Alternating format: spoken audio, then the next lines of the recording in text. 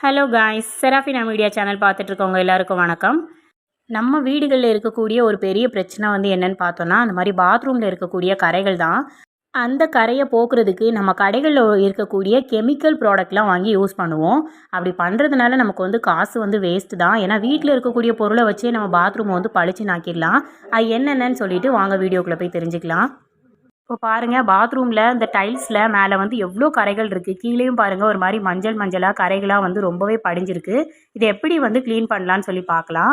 அதுக்கு நான் first use பண்ணாத ஒரு டப்பா எடுத்திருக்கேன். இந்த மாதிரி பிளாஸ்டிக் டப்பா எடுத்துக்கோங்க. நம்ம யூஸ் பண்ணாத டப்பாவாக இருக்கணும். இதில் ஃபஸ்ட் நம்ம சேர்த்துக்கக்கூடிய பொருள் என்னென்னு பார்த்தோன்னா, புளிச்ச தோசை மாவு தான். நம்ம இட்லி தோசைலாம் சுட்டுட்டு மீதி மாவு வச்சுருப்போம். அது எப்படி வச்சுருந்தாலும் புளிச்சு போயிடும். அந்த மாவு வேண்டாம் அப்படின்னு தூக்கி ஊற்றுவோம். அதுக்கு பதிலாக நம்ம இந்த மாதிரி பாத்ரூம் க்ளீன் பண்ண யூஸ் பண்ணிக்கலாம். உண்மையாக அந்த மாவு வச்சு நம்ம தேய்க்கிறதுனால பாத்ரூம் சூப்பராக க்ளீன் ஆகும். இப்போ அந்த மாவு நிறையவே எடுத்துக்கலாம். ஏன்னா ஃபுல்லாக மாவு வச்சு நம்ம க்ளீன் பண்ணுறதுனால நெக்ஸ்ட்டு நமக்கு கரைகள் ரொம்ப நாள் ஆனதுக்கப்புறம் தான் வரும். உடனே கரைகள் வராது. இப்போ நார்மலாக நம்ம தேய்ச்சி விட்டோம் அப்படின்னா சீக்கிரமாகவே கரைகள் திரும்பவும் வந்துடும்.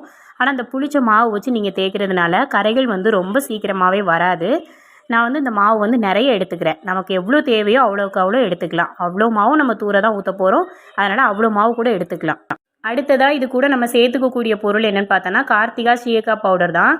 சீயக்கா பவுடர் நம்ம தலைக்கு தான் யூஸ் பண்ணி தலையை வாஷ் பண்ணுவோம். இதை நம்ம பாத்ரூமில் தேய்ச்சி க்ளீன் பண்ணுறதுனால பாத்ரூம் ரொம்ப சூப்பராக க்ளீன் ஆகும். இதையும் இது கூட சேர்த்து நல்லா மிக்ஸ் பண்ணிக்கலாம். இப்போது இதில் நான் ஒரு பாக்கெட் தான் சேர்த்துருக்கேன். நீங்கள் நிறைய செய்கிறதா இருந்துச்சுன்னா ஒரு 2 பாக்கெட் 3 பாக்கெட் அளவில் கூட சேர்த்துக்கலாம். அதுக்கு தகுந்தால மாவும் நீங்கள் எடுத்துக்கோங்க. தோசை மாவு நம்ம எவ்வளோ எடுத்துருக்கோமோ அதுக்கு தகுந்தாப்பில் சீயக்காய் பவுடர் சேர்த்துக்கோங்க. இப்போ இது கூட அடுத்ததாக நான் வாசனைக்காக கொஞ்சம் கம்ஃபர்ட் சேர்த்துருக்கேன். இது முகி ஃப்ரெஷ் அப்படின்ட்டு நேமில் இருக்குது. இந்த கம்ஃபர்ட் சேர்த்துட்டு இதையும் இது கூட நல்லா மிக்ஸ் பண்ணிக்கலாம். ஏன்னா கொஞ்சம் வாசனையாக இருக்கும் அப்படிங்கிறதுக்காக. இப்போ இந்த 3 பொருளும் சேர்த்து நல்லா மிக்ஸ் பண்ணதுக்கப்புறம் இப்போ நம்ம தேய்ச்சி எடுக்க போகிறோம். அது கூடவே இன்னொரு பொருள் சேர்க்க போகிறோம். அடுத்ததாக நம்ம சேர்த்துக்கக்கூடிய பொருள் என்னென்னு பார்த்தோன்னா, சாதம் வடித்த கஞ்சி தான். இந்த கஞ்சியை நம்ம தூக்கி ஊற்றிடாமல் இது கூட சேர்த்து நல்லா மிக்ஸ் பண்ணிக்கலாம். மிக்ஸ் பண்ணிவிட்டு இப்போ நான் தேய்க்கிறதுக்கு என்ன எடுத்திருக்கேன்னா, தேங்காய் நார் தான் எடுத்திருக்கேன். நீங்கள் உங்கள்கிட்ட ஸ்பாஞ்ச் ஏதாவது இருந்தால் அதை வச்சு கூட தேய்ச்சிக்கலாம். அப்படி இல்லைனா பாத்திரம் விளக்குறதுக்கு யூஸ் பண்ணுற இரும்பு நார் கூட வச்சு தேய்க்கலாம். ஆனால் நம்ம இதை யூஸ் பண்ணதுக்கப்புறம் அதை யூஸ் பண்ணக்கூடாது. பாத்ரூம் தேய்ச்சதுக்கப்புறம் அதை தூக்கி போட்டுடணும். அந்த மாதிரி பார்த்துக்கோங்க. அதனால் நான் தேங்காய் நார் எடுத்திருக்கேன். இப்போ நம்ம சேர்த்த எல்லா பொருளையும் நல்லா மிக்ஸ் பண்ணிவிட்டு இதுக்கப்புறம் நம்ம பாத்ரூமில் அந்த டைல்ஸில் தேய்ச்சி எடுத்துக்கலாம். இப்போது இதில் நம்ம சேர்த்துருக்கக்கூடிய எல்லா பொருளுமே பாத்ரூம் கரையை நல்லாவே போக்குறதுக்கு ஹெல்ப் பண்ணும். சீயக்காய் பவுடராக இருக்கட்டும், தோசை மாவு, புளிச்ச மாவாக இருக்கட்டும், அண்ட் சாதம் வடித்த கஞ்சி, இது எல்லாமே கரைகளை போக்குறதுக்கு ரொம்ப ஹெல்ப் பண்ணும். இதை இதோட நல்லா மிக்ஸ் பண்ணி விட்டுட்டு அதுக்கப்புறமா நம்ம தேய்ச்சிக்கலாம். இப்போ நம்ம பாத்ரூமை க்ளீன் பண்ண போகிறோம் அப்படிங்கிறதுனால நம்ம கை வெறும் கையாக வச்சு க்ளீன் பண்ணக்கூடாது. கையில் க்ளவுஸ் மாதிரி ஏதாவது போட்டுக்கோங்க. நான் இன்றைக்கி கையில் ஒரு கவர் தான் போட்டிருக்கேன். கவர் போட்டுட்டு நம்ம க்ளீன் பண்ண ஸ்டார்ட் பண்ணிடலாம்.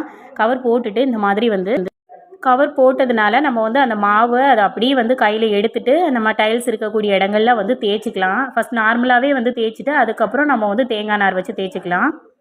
இப்போ நான் கரைகள் உள்ள இடங்களில் தேய்ச்சி காட்டுறேன் பாருங்கள். இந்த மாதிரி கையிலே அந்த மாவு எடுத்துட்டு அதை கரைகள் இருக்கக்கூடிய இடங்களில் நல்லா தேய்ச்சி விட்டுக்கோங்க. ரொம்ப அழுத்தி தேய்க்கணும் அப்படிங்கிற அவசியம் இல்லை. நார்மலாக தேய்ச்சாலே போதும். இந்த மாதிரி கரைகள் இருக்கக்கூடிய இடங்களில் தேய்ச்சி விட்டுட்டு ஊற வைக்கணும் அப்படிங்கிற அவசியம்லாம் இல்லை. லைட்டாக நம்ம கையால் தேய்ச்சிட்டு அதுக்கப்புறம் தேங்காய் நாரோ உங்ககிட்ட இருக்கக்கூடிய கம்பி நார் ஏதாவது வச்சு நல்லா தேய்ச்சிக்கோங்க. அதையும் அழுத்தி தேய்க்கணும்னு இல்லை, நார்மலாகவே தேய்ச்சி எடுத்துக்கலாம். இப்படி தேய்ச்சிட்டு அதுக்கப்புறம் நீங்கள் தண்ணி ஊற்றி கழுவிக்கலாம். சைடில் உள்ள டைல்ஸ் மட்டும் இல்லை, கீழே உங்களோட பாத்ரூமில் கீழே போட்டிருக்க டைல்ஸில் கூட இதை தேய்ச்சிக்கலாம். நம்ம சேர்த்துருக்கக்கூடிய எல்லா பொருளுமே கரைகளை போக்குறதுக்கு ரொம்ப ஹெல்ப் பண்ணும். அதனால் எங்கே கரைகள் இருந்தாலும் நீங்கள் டாய்லெட்டில் கூட இதை யூஸ் பண்ணி தேய்க்கலாம். டாய்லெட்க்கு யூஸ் பண்ணுறப்போ நம்ம நார்மலாக இதை டாய்லெட்டில் ஊற்றி விட்டுட்டு அதுக்கப்புறம் டாய்லெட் கழுவுற ப்ரஷ் வச்சு லைட்டாக தேய்ச்சிட்டு தண்ணி ஊற்றி கழுவி எடுத்துட்டாலே போதும். சூப்பராக கரைகள் ரிமூவ் ஆயிரும். இதில் சேர்த்துருக்கக்கூடிய பொருட்களை வச்சு நம்ம அடிக்கடி பாத்ரூம் க்ளீன் பண்ணிட்டு வரும்போது நமக்கு கரைகள் அதிகமாக படியாது. இப்போ ஃபர்ஸ்ட் நம்ம கையால் தேய்ச்சி விட்டதுக்கப்புறம் நம்ம தேங்காய் நாரோ இல்லை நம்மக்கிட்ட உள்ள கம்பி நார் இல்லை ப்ரஷ் இதை வச்சு லைட்டாக தேய்ச்சி எடுத்துக்கலாம். உப்பு கரைகள், அப்புறம் பாத்ரூமில் இருக்கக்கூடிய மஞ்சள் படிஞ்ச கரைகள், இந்த மாதிரி எந்த கரைகளுக்குனாலும் இதை தேய்ச்சி லைட்டாக தேய்ச்சி விட்டுட்டு கழுவி விட்டால் போதும்.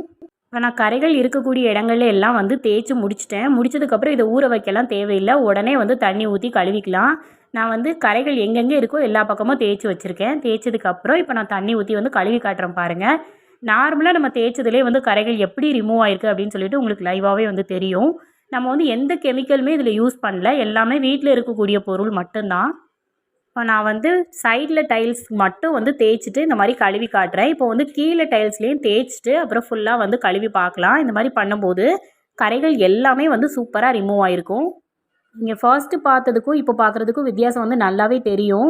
இதை வந்து வீட்டில் வந்து கண்டிப்பாக ட்ரை பண்ணி பாருங்கள். அடிக்கடி இந்த மாதிரி வச்சு நம்ம தேய்ச்சிட்டு வரதுனால டைல்ஸில் உள்ள எல்லா கரைகளும் போய் டைல்ஸ் வந்து பார்க்க பளிச்சுன்னு இருக்கும். இந்த வீடியோ உங்களுக்கு யூஸ்ஃபுல்லாக இருந்துச்சுன்னா நம்ம சேனலை சப்ஸ்கிரைப் பண்ணிக்கோங்க. தேங்க்ஸ் ஃபார் வாட்சிங்.